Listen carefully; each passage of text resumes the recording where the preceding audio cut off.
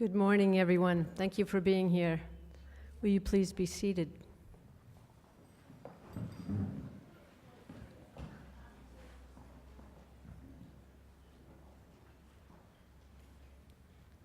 Good morning, everyone, and welcome to the 55th Annual Deborah Morton Convocation Ceremony.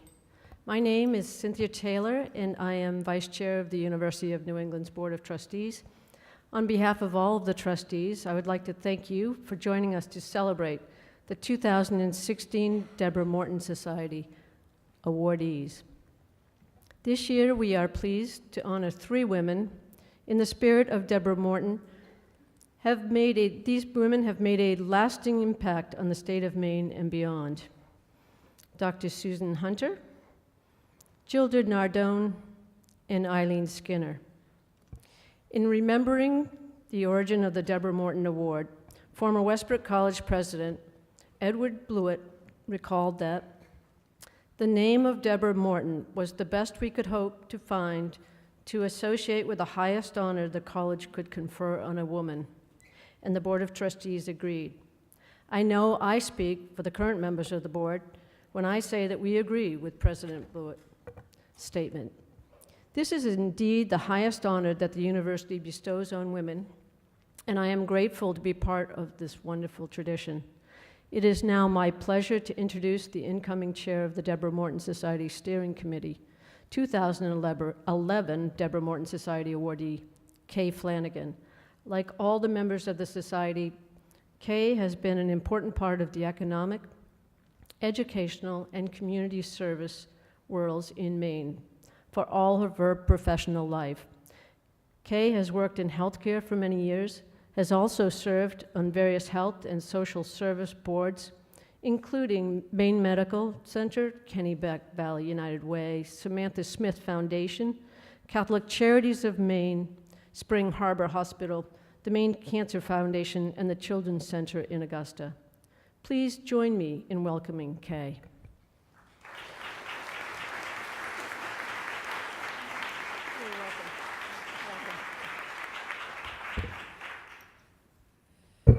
Good morning. Good morning. Thank you very much for that lovely introduction.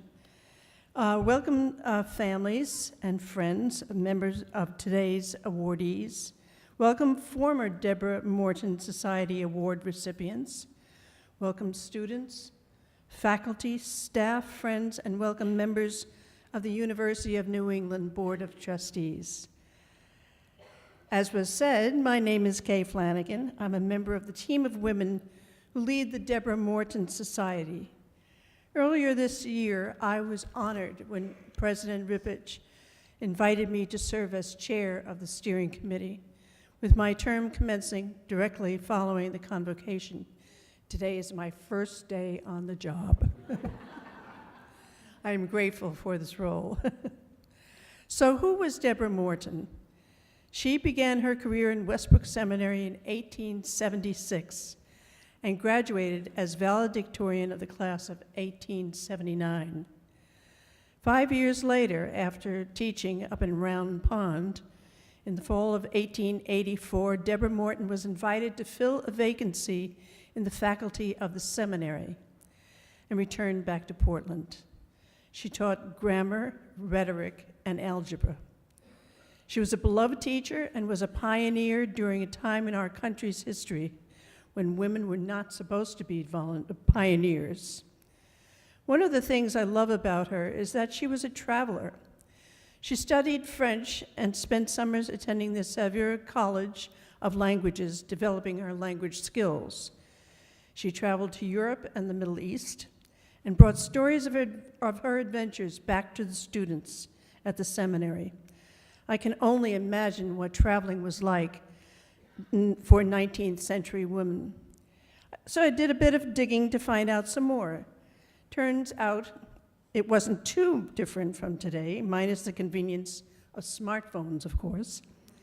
According to historian Jerry Walton, proper etiquette for women traveling at this time included being punctual. Women were advised to rise early enough. I thought it was going to say for putting on their makeup, but it doesn't say that at all.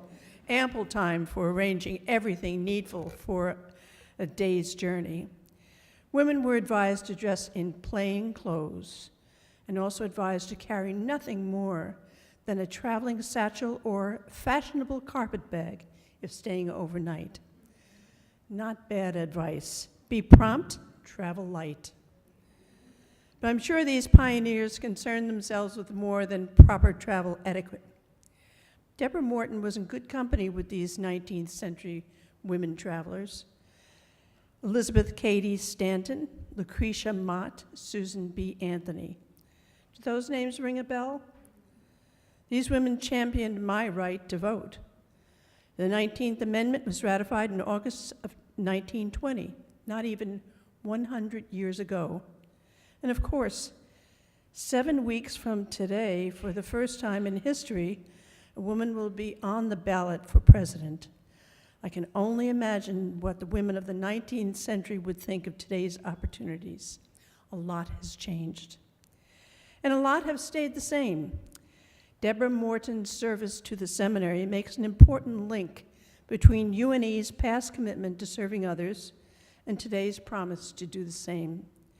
As Cindy mentioned in her introduction of me, I have had the opportunity to serve many nonprofit boards here in Maine, and that service had a profound effect on my life. It is my privilege to serve a society whose namesake paved the way for women leaders here in Maine and beyond.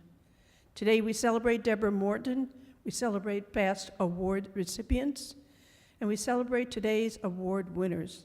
Congratulations to all. It is now my pleasure to turn the podium over to the President of the University of New England, Danielle N. Rippich. Thank you.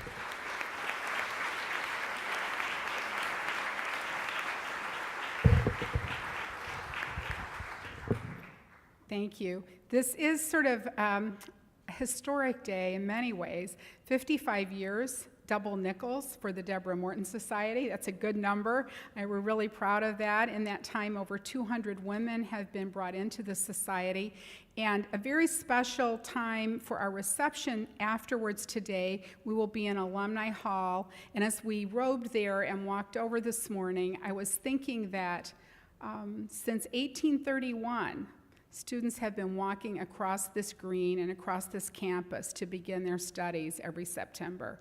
So it's a very special and even a sacred place, I think, in the life of our university to have this particular award in this ceremony at the start of every school year. It's one of my favorite days of the school year. So afterwards we will be returning. The Alumni Hall has been offline for about 15 years and it's recently renovated. And when you go in, all of you Deborah Morton ladies, her portrait is hanging in the reception area just outside the Newberry room, and it's over the blue velvet sofa. So look for her. She was amazing, and you're all part of her now. So it's wonderful to have everyone here. I'm always amazed by the women that have formed the Deborah Morton Society. They continuously impress us with the caliber of their service. Public service, volunteer leadership, the dedication to smashing the glass ceilings in Maine that have come along over the years, and they inspire us all to dream big and do the most we can for this beautiful state where we all live. The Deborah Morton Society is led by the members of the steering committee, as Kay mentioned. They spend numerous hours selecting, culling, and looking at some really remarkable recommendations to the society to find the members that they feel meet the exacting standards of this group. The people who served on the committee this year, I would like to personally thank them for their service to the university and the society. Ellie Baker, Susan Carlisle, Kay Flanagan, Bridget Healy, Meredith Jones, Pat Peard, Paula Silsby, and Patsy Wiggins. Meg Baxter is stepping down as chair. She served in that capacity for the last 2 years.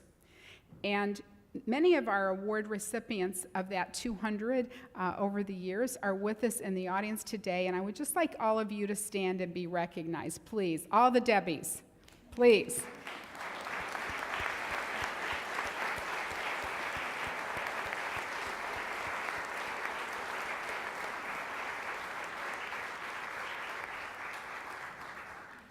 As part of our recognition of the Deborah Morton Society in Alumni Hall, we've created a book that we've entered the names of each of the Deborah Morton Award recipients in, and it will be at the reception today. So you might want to take a look and make sure your name's in there. I think we got everybody. But it's really nice to have that. That's going to always be in Alumni Hall to the room just to the right when you enter. So it will be a reminder to everybody of the society and its role in the university. I'd like to take just a moment now to honor 2 Deborah Morton Society members who have passed away since our last convocation. Judith Magyar Isaacson and Anita Cooper Stinkney have left us, and I'd like to just ask for a moment of silence in their memory. We will miss them.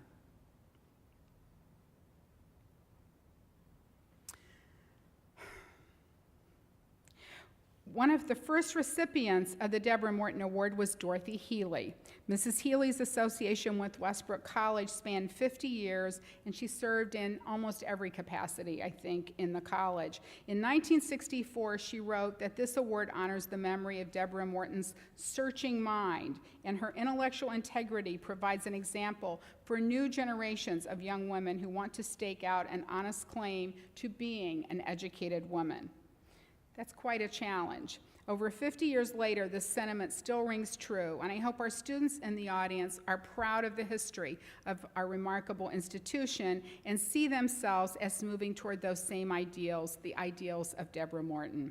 And now I would like to ask our new University of New England student trustee, Hillary Creed, to step forward and present our first Deborah Morton Award candidate.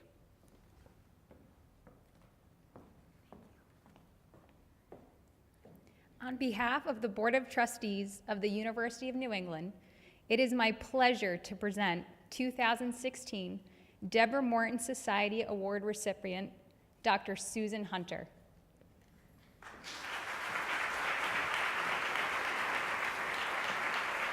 You stand, Susan? Okay, do I stand here? Yeah, perfect.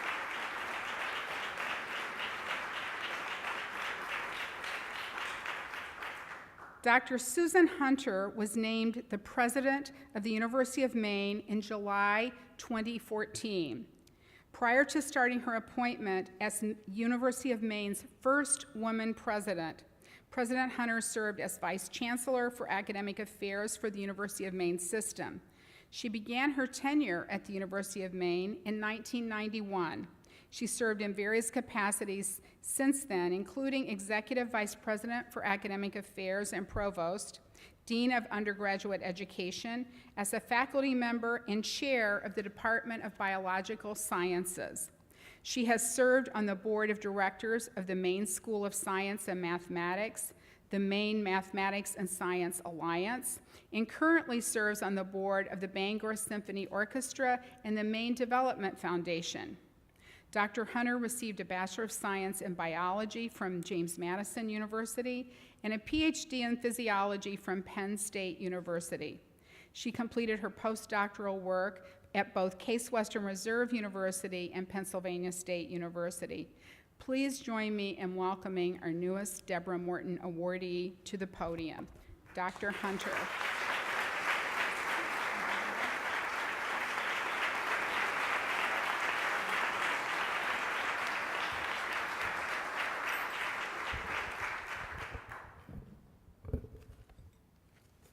Well, good morning, everybody. And thank you, President Rippich, members of the University of New England Board of Trustees, fellow awardees, members of the Deborah Morton Society and Steering Committee, University of New England faculty, staff, and I'd say most especially students and other distinguished guests.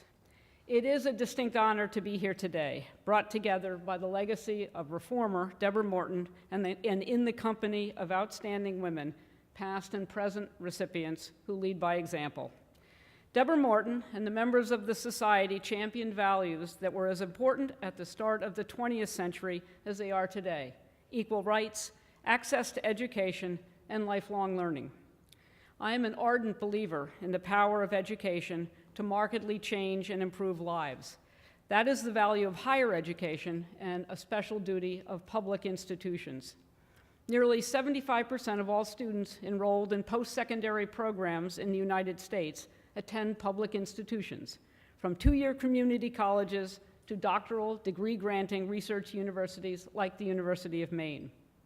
In Maine, where we have both demographic and geographic challenges, public higher education has a particularly critical role to play, especially for first-generation students. I grew up in a family with parents who encouraged and supported education for my brother and myself.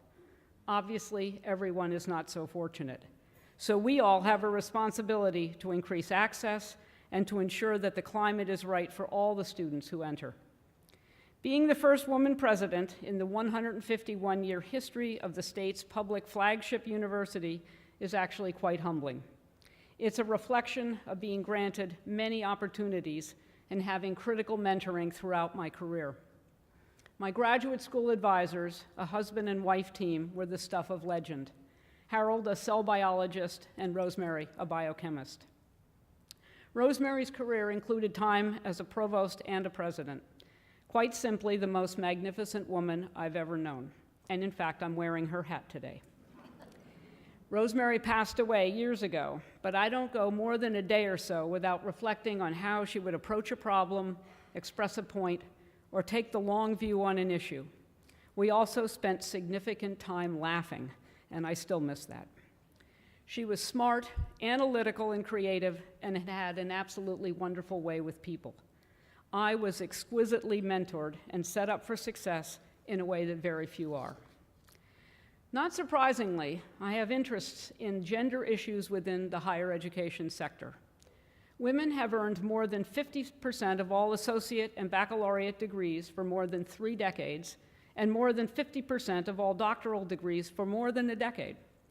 Progress has been made in most science fields, but women are still underrepresented in degrees awarded in engineering, computer sciences, physical sciences, and economics. Nearly 49% of faculty in post-secondary institutions are women, but representation is skewed toward the lower category positions and lower rank. In science and engineering, approximately 37% of the faculty are women, which is a big improvement over 9% in 1973. Now, as a slight sidebar, I'll say that the University of Maine just hired 7 new faculty in engineering, and 6 of them are women.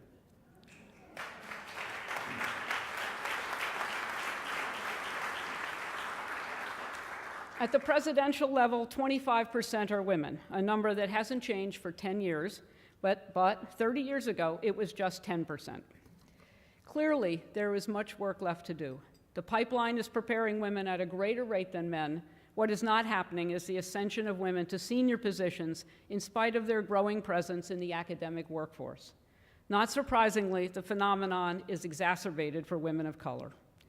Progress is slow because both cultural and self-imposed challenges remain. Although I think the eras of girls being advised not to take physics or math courses are archaic anomalies of the past, it is important for all of us to recognize that subtle discouragements still exist, still remain. As a result, we must remain vigilant, committed to the work still to be done, and fully cognizant that we all have a responsibility and a leadership role to play. So thank you very much. I really appreciate being here, and I appreciate this honor very much. Thank you.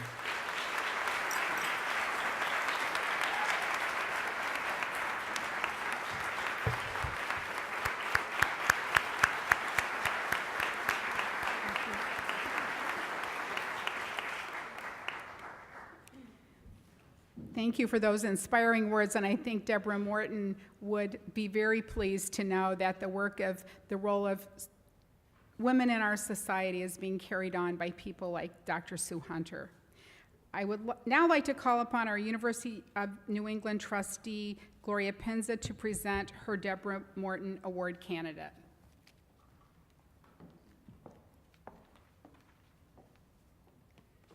On behalf of the Board of Trustees of the University of New England, it is my pleasure to present 2016 Deborah Morton Society Award recipient, Gilda Nardone.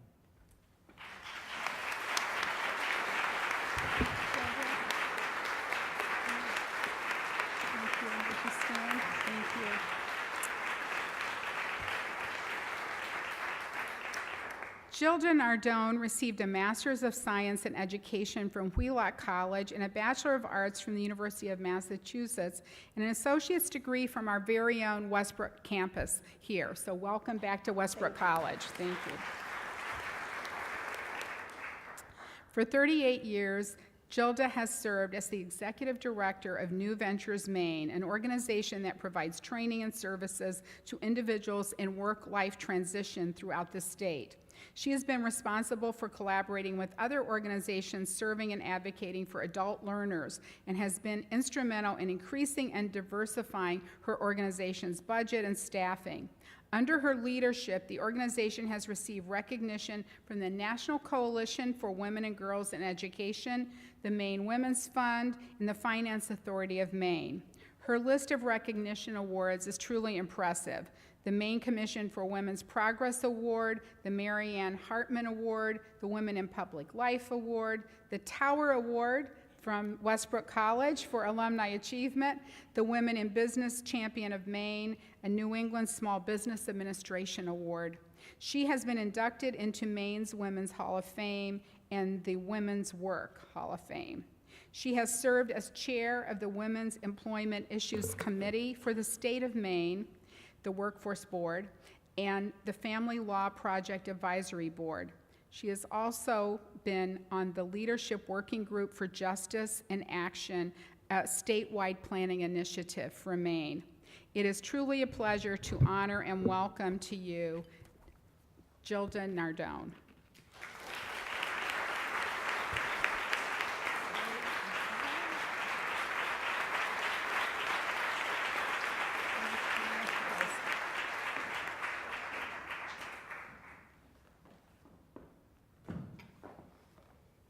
Good morning. I would like to add my thanks as well to Susan's and apologize in advance for my laryngitis as a result of allergies. And thinking about my remarks for today, the theme that kept coming to me was roots and wings. Roots to remind us where we're from, and wings to show us what we can become. First, my roots. I was born and grew up in the county and just celebrated my 50th high school reunion from Prescott High School with my classmates. We were a working class family. My father was a wage earner and my mother a homemaker, although she was the one with a college degree from University of Maine. From both of them, I learned the values of hard work, having picked many potatoes, and respecting the earth. They were both very great gardeners, and the value of family and community. The woman who had a major influence in my life was my Aunt Gilda, my father's sister, who taught physical education and coached high school women's sports long before Title IX, and after whom, obviously, I am named. When I was in the 8th grade, about to enter high school, my parents told me they did not have the resources to send me to college, so I took a combination of business and college courses. Ironically, my dad died suddenly from a heart attack when I was in my senior year, and our family was then eligible for financial aid. I received a full scholarship to what was then Westbrook Junior College and started my academic career on this campus. I will be forever grateful to Westbrook, now UNE, for opening possibilities to me. I began to develop my wings in the years after graduation. I was living in Boston and Cape Cod and drawn to and into the second wave of the women's movement in the early 1970s. I began to view my own life experience and the world from a broader lens. I worked as a secretary and then as a daycare teacher, both careers affected by the 59-cent wage gap at that time. I completed my bachelor's degree through UMass University Without Walls program, which allowed credit for my paid work in early childhood education and volunteer work in women's studies. Another door of possibility opened when I was accepted into Wheelock's Master's of Educational program and received a graduate assistantship. I moved back to Maine in 1978, a year after state legislation for services to displaced homemakers was initiated and passed by two other notable Debbies, Representative Merle Nelson and Senator Barbara Trafton. And I also want to acknowledge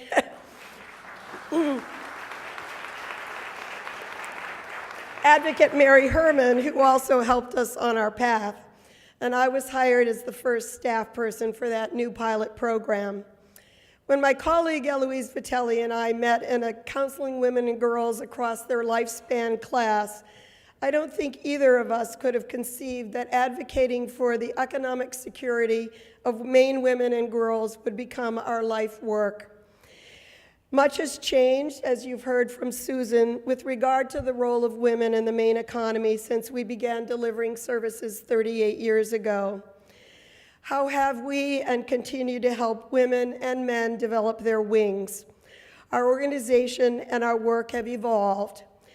We provide information around career and education options, expanding people's horizons about what they can become and the steps to get there. I'm particularly proud of the work we do with middle and high school girls through our Totally Trades conferences, including one in Presque Isle, giving them hands-on experiences taught by female role models in trade and technical fields. Our second area is microenterprise or small business development. We help aspiring entrepreneurs to plan, develop business and financial skills and networks, and start and grow their businesses in communities across the state. Third is financial education. We believe it's important for women and men to understand where their attitudes and beliefs about money come from, to manage their financial resources well, no matter how small, to think beyond today and plan and build assets for their future, including education and retirement. The fourth area is leadership development. As women's lives become more secure, we encourage them to move beyond themselves and contribute their skills to their communities and state, whether that is learning how to talk to a legislator, serving on the board of a local nonprofit, or running for public office. My own leadership wings have been stretched and nurtured in many ways, but I think most important was the opportunity to serve in New England and national leadership roles for two women's employment and training organizations, Women Work and Wider Opportunities for Women. Being able to travel to our nation's capital, interact with Congress, and visit many other states enriched what I was learning and helped me appreciate what we have in Maine. Despite our accomplishments, as you've heard from Susan, there is still more work to be done for women, particularly women of color, to earn a wage equal to their male counterparts, for family-friendly workplaces, to support the role of mothers and fathers in raising healthy children and caring for elderly parents, for education to be accessible and affordable and not leave graduating students burdened with debt, for older women to be able to be economically secure in their later years. In closing, I want to circle back to roots and wings. Two of my favorite stories are Miss Rumpus by Barbara Cooney and The Man Who Planted Trees by Jean Giono. Miss Rumpus, as many of you know, planted lupin seeds to create beauty in Maine and in the world. Isiard Bouffier planted acorns, which grew into trees and transformed a barren landscape in Provence. I would ask each of you to think about what seeds you have planted that have taken root to make a positive difference in your family, your college, your community, and your state. How has or can your leadership help you and others to grow and develop their wings? Thank you again for this recognition. I accept in honor of my family, my colleagues and advisory council members over the years, and our graduates and ambassadors who have taught me and us much about acknowledging our roots and unfurling our wings. Thank you.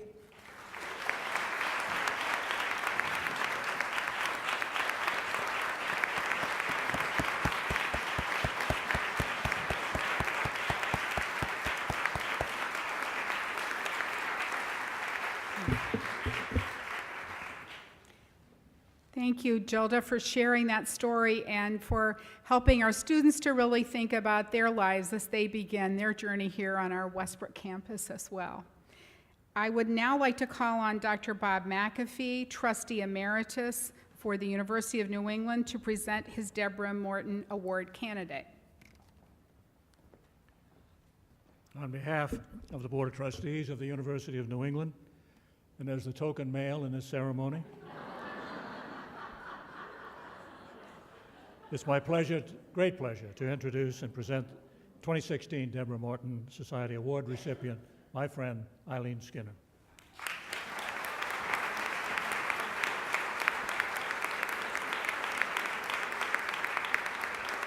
Would you stand and join me, Eileen?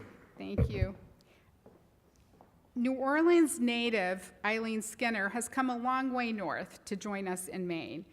She received her master's in health administration from Tulane University, a Bachelor of Science in Medical Technology from St. Mary's Dominican College, and is a fellow of the American College of Healthcare Executives.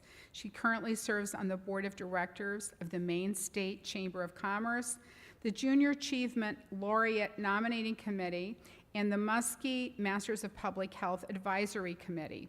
She was most recently the President and Chief Executive Officer of Mercy Health Systems of Maine here in Portland, and I would like you to join me in welcoming our newest Deborah Morton Award winner, Eileen Skinner.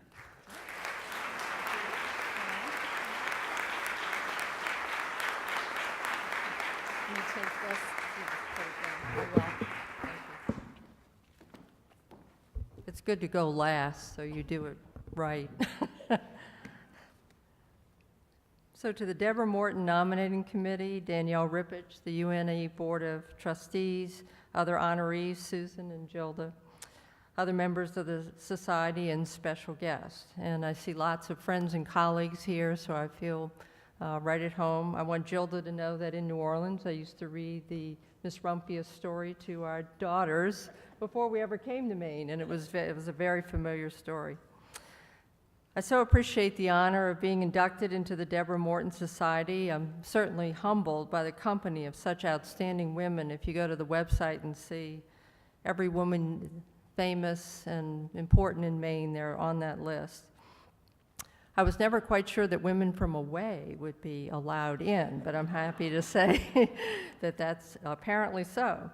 And I'm also thrilled that I'm being inducted into the society during Danielle's final year at UNE. We've been good colleagues, and she's done such a fantastic job at UNE, so that's a happy coincidence. I decided to tailor my remarks to the students in the audience who are early in their careers. Those more senior in their careers present today will already have insight into my comments. Often comments at award ceremonies are about interesting accomplishments and policy issues, and they're all wonderful, but my topic is more personal and individual.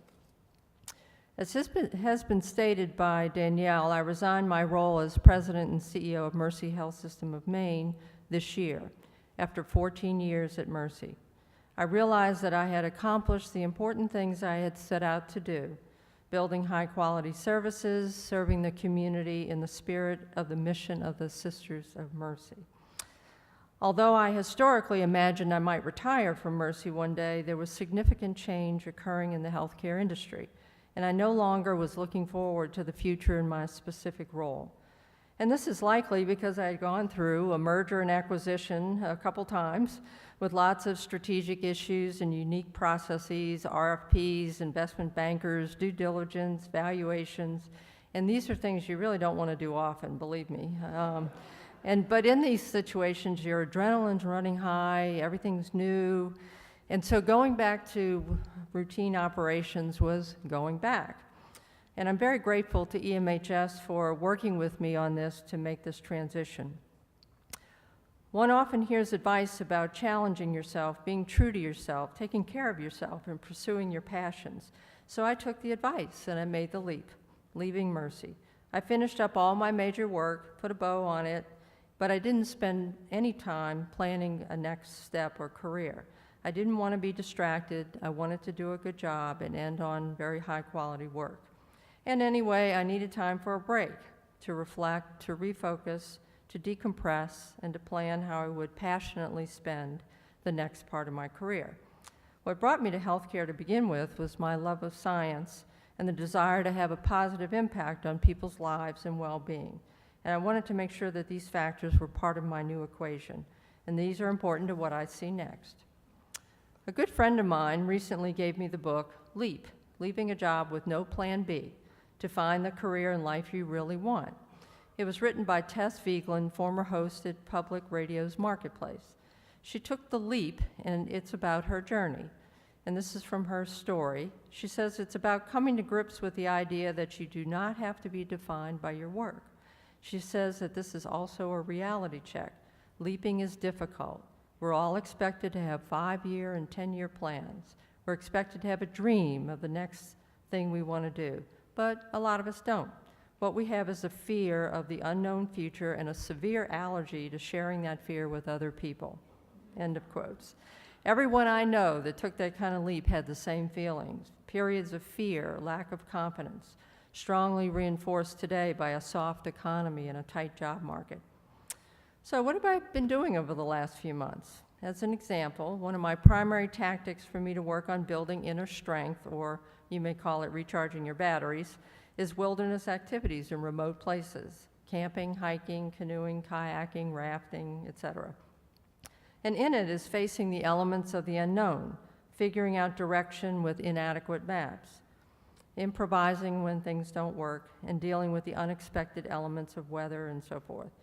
Job challenges seem like a piece of cake when you come back. For example, one of the trips on our bucket list was canoeing the Allagash Wilderness Waterway. And although not as challenging as some rivers my husband and I have done, this iconic river and series of lakes represent early exploration in Maine by Thoreau and others. So this past July, my husband and I paddled 110 miles from Eagle Lake to St. Francis, Maine, near Canada. Every day that went by, I could visualize that little juice bar, on your battery kind of going up. So that was a good reprieve for me. So with the summer gone, I'm finally on track of that next career path, reaching out to my network, applying for non-traditional roles, and developing backup plans. It cannot be anything. It has to meet my criteria. So I'm not just in the leap, I'm in the leap of faith. I'm sure that many of my Deborah Morton Society colleagues have gone through something similar, and being a woman can add additional challenges. But I'm not the first, and I'm not unique. I would emphasize that the Deborah Morton Society is also a network, of which, especially now, I'm very happy to be a member. So my message to students and those starting their careers is to always seek your passion and not get stuck in a well-worn personal track. Recognize your personal warning signals. Be prepared to reach outside your comfort zone and do things that matter. Stay ahead of change and create your path, either in an organization or on your own. You will not regret it, and you will thrive. So Joan Fisher told me I had 4 minutes for this speech, and I told her I was from the South, so I needed longer. But I think I think I made it. So I want to thank my family and guests who came today. I want to thank Dr. McAfee, who I've known since I've been in Maine, who's my escort today. And I want to thank Joan Fisher and her staff for coordinating this event in relation to me and globally. They did an excellent job and were on top of me to do everything on time. So thank you, Joan. Thank you.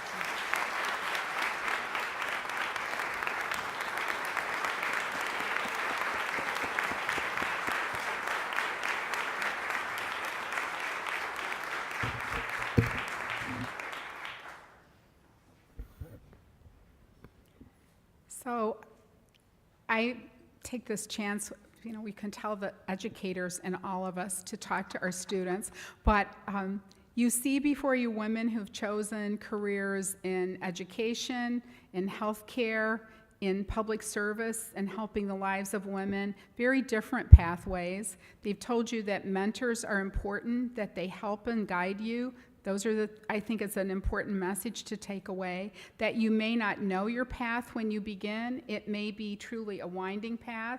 As Gilda said, she had many different jobs, different circuitous path to get to where she was in her life. And as Eileen Skinner has told us, they often have leaps of faith. You don't know exactly what that next step is. I think what we have seen in this year's Deborah Morton Awardees are women who keep recreating themselves, rethinking their lives, who are making things work. So I think as students, as Eileen said, you always have a 5 and 10-year plan, and many of you are encouraged to do that. But I hope you also see that these are authentic lives before you, women of accomplishment who've done amazing things. And they didn't always follow a roadmap. So sometimes it is good to go to the Allagash River and do some things that are off the grid a little bit and off the map. And I hope that you have learned from these talks today, and I know that we have all enjoyed you sharing yourselves so personally and authentically with us as our new Deborah Morton Awardees. We are so proud to have you part of the Deborah Morton and the UNE family, all of you. Thank you, everyone, for coming today to our campus to celebrate the accomplishments of these wonderful women. And I'm now going to turn the program over to the head of our steering committee, Kay Flanagan.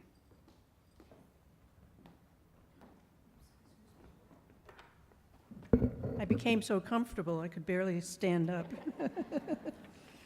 Well, we have had a wonderful convocation, and I thank all of you for being here and for participating and for the support that you give to the university. We are going to be leaving now and going over to the Alumni Hall, and we invite our new members to ring the bell when you get there. And it's going to be a reception this time, which is a little bit different from what we've had previously. So I hope you all enjoy yourself, have a great time, and thank you so much for being here. Okay, bye-bye.